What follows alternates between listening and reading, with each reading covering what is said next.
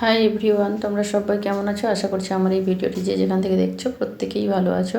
তো আমি আজকে নিয়ে চলে এসেছি একটি শীতকালে যে সবজিগুলো হাতের কাছে ছিল সেগুলো দিয়ে একটি রেসিপি বানাবো, আর সেটাই তোমাদের সঙ্গে শেয়ার করব বলেই চলে এসেছি। এই প্রত্যেকটা উপকরণ ঘরেই ছিল, যেমন এটা হচ্ছে মূলো, আর দেখতে পাচ্ছ কুমড়ো, বেগুন, টমেটো, শিম, আলু, আর এই যে কেটে নিয়েছি পেঁয়াজ, আর দুটো কাঁচা লঙ্কা নিয়েছি। তো এইগুলোকে আমি এবার কিভাবে রান্না করব সেটাই দেখাবো। সঙ্গে থাকো, দেখতে থাকো, আশা করছি তোমাদেরও ভালো লাগবে।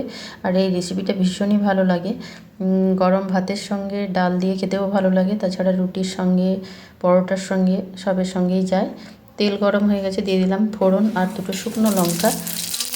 এরপর দিয়ে দিলাম আদা বাটা, হাফ চামচ মতো হবে। তারপর একে একে সমস্ত সবজিগুলো দেব। দিলাম প্রথমে আলু, যেহেতু আলুটা সেদ্ধ হতে একটু বেশি সময় লাগে তাই আলু দিলাম।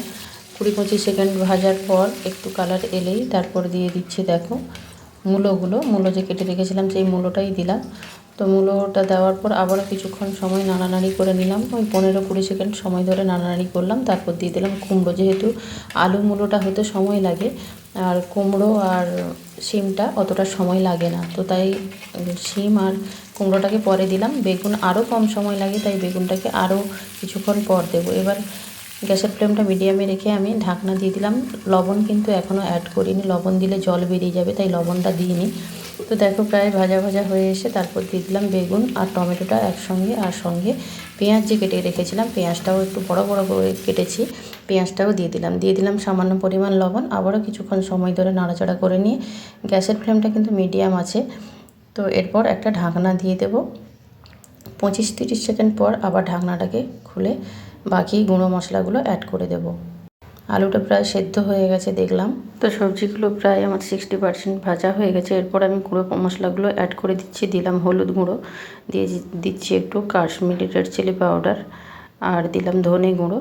তো এবার গুঁড়ো মশলাগুলোকে ভালো করে মিক্সড করে নিচ্ছি আর একটু গ্যাসের ফ্লেমটাকে মিডিয়ামে রেখে ভেজে নিচ্ছি। তারপর আবারও ঢাকনা দিয়ে দেবো। ঢাকনা তো 25-30 সেকেন্ড পর ঢাকনাটা আমি খুলে নিচ্ছি। দেখো খুলে নেওয়ার পর কিছুটা চিংড়ি মাছ ভেজে রেখেছি। তোমরা চিংড়ির জায়গায় যদি চিংড়ি পছন্দ না করো তাহলে পনিরও দিতে পারো এই জায়গায়। তো আমি চিংড়িটা দিলাম, আমরা যেহেতু চিংড়িটা খেতে পছন্দ করি তাই চিংড়িটা অ্যাড করলাম। তো এরপর দেখো মশলা একটা তৈরি করেছি, সাদা তিল আর পোস্তুর পেস্ট করে নিয়েছি, সেটাই অ্যাড করে দেবো। তবে এতে সামান্য পরিমাণে একটু জল অ্যাড করে দিলাম, দিয়ে গ্যাসের ফ্লেমটাকে হাইতে রেখে ঢাকনা দিয়ে 10-15 সেকেন্ড ফুটিয়ে নিলাম।